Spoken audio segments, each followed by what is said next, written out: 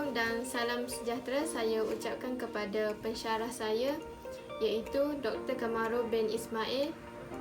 Nama saya Nur Nabilah binti Ma'ruf, pemegang kad matrik D202011094297. Dalam video Sembambawan ini, saya akan membincangkan berkaitan dengan aktiviti manusia mendatangkan berbagai masalah terhadap alam sekitar semula jadi dan kesan-kesan daripada aktiviti tersebut kepada alam sekitar semula jadi. Pada hari ini, kita sering mendengar berita berkaitan dengan kemusnahan alam sekitar semula jadi akibat kerakusan manusia yang tidak memikirkan tentang masalah yang akan timbul jika alam sekitar semula jadi musnah. Mereka tidak mempedulikan perkara tersebut, mereka hanya memikirkan keuntungan yang dapat daripada hasil tersebut. Kita semua tahu bahawa aktiviti manusia ini telah banyak menyumbang kepada masalah alam sekitar semula jadi, iaitu aktiviti pembalakan, aktiviti perlombongan, aktiviti pengangkutan dan perhubungan, aktiviti pertanian dan sebagainya.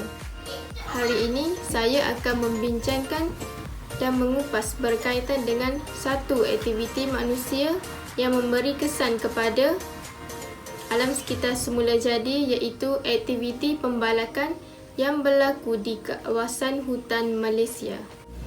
Kita sedia maklum bahawa hutan ini sangat penting sebagai pelindung, pengawal dan penghasilan makanan kepada alam sekitar, iaitu tumbuhan dan hidupan liar. Hutan juga sangat penting untuk mengawal dan mengimbangi kandungan gas di atmosfera, mengawal kandungan kita air dan menjadi kawasan tadahan air. Aktiviti pembalakan yang berlaku melibatkan proses penebangan hutan secara besar-besaran untuk mendapatkan kayu balak. Pembalakan yang tidak terkawal akan menjadikan permukaan bumi digondol dan terdedah kepada hakisan tanah dan tanah runtuh. Aktiviti pembalakan ini merupakan salah satu pendapatan negara kerana kayu balak ini akan dieksport ke luar negara untuk dijadikan pelbagai barangan seperti perabot, kertas dan sebagainya.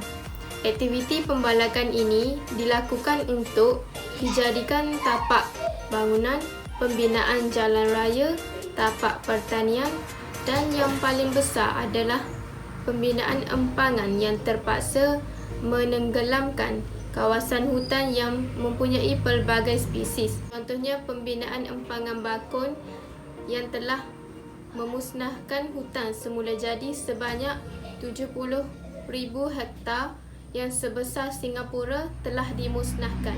Namun begitu, aktiviti pembalakan yang berlaku secara berleluasa dan tidak terkawal ini mendatangkan kesan yang buruk kepada alam sekitar fizikal.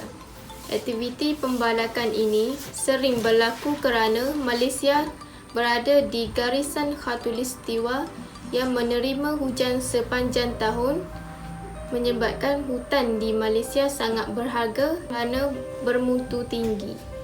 Kayu balak ini akan diproses untuk dijadikan pelbagai barangan seperti perabot, lantai dan sebagainya. Ini menunjukkan video aktiviti pembalakan yang berlaku. Aktiviti pembalakan yang berlaku ini bagaikan tiada jalan kesudahan.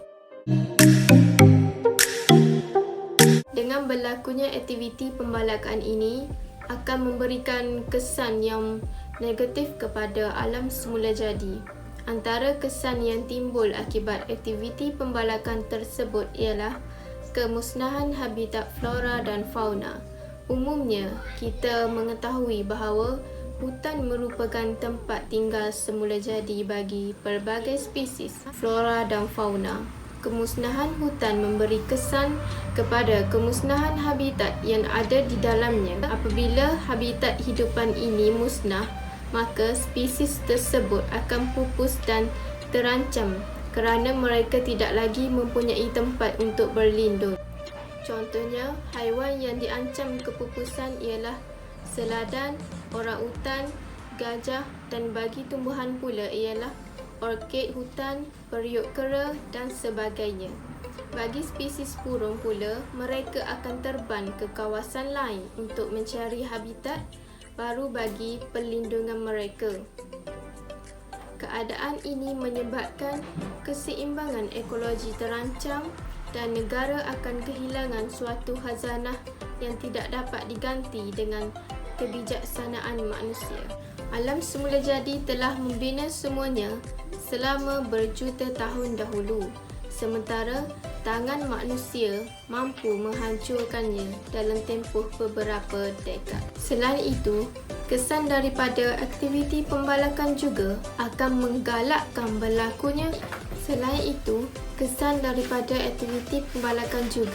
akan menggalakkan berlakunya kejadian tanah runtuh dan hakisan tanah. Apabila hutan ditebang, akar-akar pokok tiada lagi untuk mencekam tanah, menyebabkan struktur tanah menjadi longgar. Apabila hujan turun dengan lebat, aliran air hujan akan menyebabkan struktur tanah menjadi lembut dan licin. Keadaan tanah yang lembut dan licin akan bergerak menuruni cerun-cerun bukit dan berlakulah kejadian tanah runtuh dan hakisan tanah. Kejadian tanah runtuh bukan sahaja merosakkan ekosistem hutan, malah ianya turut membahayakan nyawa manusia seperti yang berlaku di Cameron Highland. Air hujan yang turun ke atas permukaan tanah juga tidak boleh diserat ke dalam akuifer kerana akar pokok sudah tiada lagi untuk memainkan peranannya menyerap air hujan tersebut. Seterusnya, kemusnahan hutan akibat daripada aktiviti pembalakan akan menyebabkan berlakunya masalah pencemaran air. Apabila hutan sudah tiada, struktur tanah akan menjadi longgar akibat kehilangan sokongan daripada akar-akar pokok yang mencekam struktur tanah. Keadaan ini menjadi lebih teruk apabila hujan turun dengan lebat dan terus jatuh ke permukaan tanah tanpa ada halangan oleh pokok. Ia berlaku akibat air hujan yang mengalir dari kawasan hutan yang telah diteroka, lalu memasuki kawasan anak-anak sungai yang berdekatan.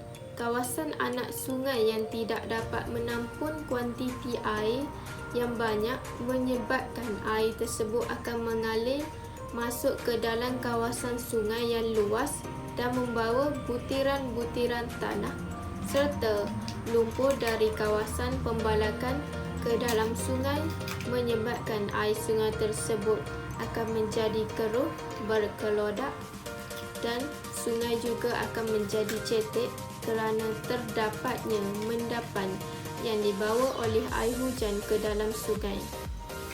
Sungai yang cetek akan menyumbang kepada berlakunya masalah banjir lumpur. Video ini menunjukkan pencemaran air yang berlaku di Ulu Sat Kedah akibat aktiviti pembalakan. Melibatkan kawasan seluas lebih 100,000 hektar dan memberi kesan kepada lebih 100 spesies mamalia serta 50 spesies reptilia. Perjalanan dengan menaiki bot dari jeti Pengkalan Gubir ke Sungai Labua mengambil masa selama 1 jam 20 minit dan tinjauan kosmo di sepanjang kawasan tersebut juga menunjukkan aktiviti pemunggahan balak masih giat dijalankan. Difahamkan, ada sesetengah syarikat balak masih lagi giat menumbangkan pokok demi pokok walaupun lesen mereka sudah tamat tempoh sejak tahun lalu.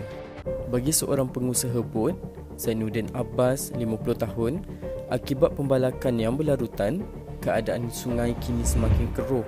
Malah, ia tidak kembali jernih seperti asal meskipun hujan tidak turun selama 7 hari. Dia yang sudah 13 tahun mengusahakan bot pelancongan memberitahu, keadaan hutan simpan Ulu Muda telah berubah sama sekali apabila kebanyakan pelancong tidak lagi berkunjung ke hutan simpan itu. Ini kerana keadaan sungai yang keruh serta tiada lagi lubuk ikan seperti dahulu. Aktiviti pembalakan ini perlu ditangani dengan segera. Tindakan yang perlu diambil ialah pengurusan hutan yang strategik. Pengurusan hutan yang strategi adalah tindakan yang efektif untuk mengawal aktiviti pembalakan. Terdapat dua sistem yang diperkenalkan iaitu Sistem Sebaya Malaya MUS dan Sistem Pengurusan Tebangan Memilih iaitu SMS. Sistem-sistem ini amat menitikberatkan kaedah penebangan hutan secara sistematik dan berjadual. Dalam Sistem Sebaya Malaya, hanya pokok yang mempunyai nilai dagangan dalam sesuatu operasi dan tempoh pusingannya antara 60 hingga 80 tahun yang akan ditebang. Dalam sistem tebangan memilih, satu inventory hendaklah dibuat di kawasan yang hendak ditebang. Dua kaedah penebangan diamalkan iaitu Polikita dan Sistem Sebaya Malaya MUS. Pusingan tebangan yang diamalkan ialah dalam kaedah Polikita iaitu 30 tahun di Semenanjung Malaysia dan 25 tahun di Sabah dan Sarawak. Selain daripada itu, tindakan yang boleh diambil ialah melalui pendidikan. Pendidikan alam sekitar melalui kurikulum tanggungjawab untuk membina sesebuah negara yang bersih bukan sahaja dipikul oleh kerajaan tetapi dipikul oleh semua pihak. Sebab-sebab pendidikan alam sekitar ini perlu kerana ia dapat membentuk sikap positif diri terhadap alam sekitar. Dengan adanya kesedaran pada seseorang individu, dia akan sedar betapa pentingnya alam sekitar yang baik.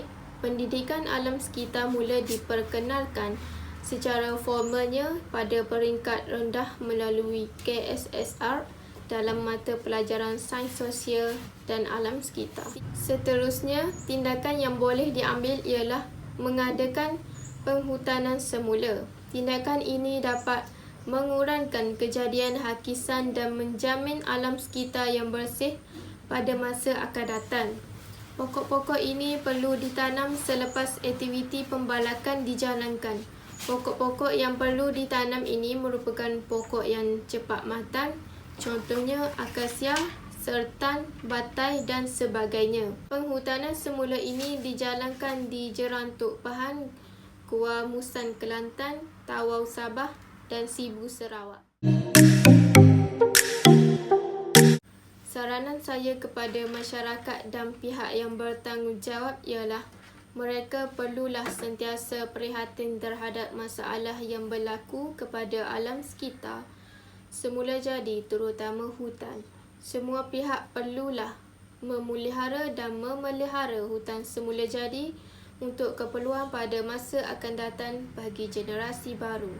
Sekiranya terdapat lori pembalak yang mencurigakan, masyarakat perlu segera melaporkan masalah tersebut kepada pihak yang berwajib supaya ianya dapat ditangani dengan segera. Secara kesimpulannya, kita semua tahu bahawa hutan yang terdapat di Malaysia ini mempunyai khazanah alam yang sangat bernilai kepada kita semua. Kepentingan hutan adalah dapat menampung sumber bahan mentah seperti kayu-kayu yang berharga, memberi peluang pekerjaan kepada masyarakat dalam industri pembalakan, membekalkan ubat-ubatan tradisional kepada masyarakat. Namun begitu, aktiviti pembalakan yang berlaku secara tidak terkawal ini telah mengundang kepada kesan negatif terutama kepada alam sekitar semula jadi. Oleh itu, semua pihak perlu berganding bahu bagi menangani masalah aktiviti pembalakan ini supaya keindahan alam tidak dimusnahkan. Bumi serta seluruh alam flora dan fauna ini adalah pinjaman kepada masyarakat yang hidup pada masa sekarang yang akan diwariskan kepada anak cucu. Apabila membiarkan nafsu menguasai diri dan wang ringgit menjadi raja, maka itulah hulu malang pangkal celaka. Jika ada kemahuan dan kesungguhan untuk mengekalkan khazanah alam, pastinya ada pelan dan ada jalan yang mampu diusahakan oleh manusia. Hendak 1000 daya, tak hendak 1000 upaya. Sekian, terima kasih.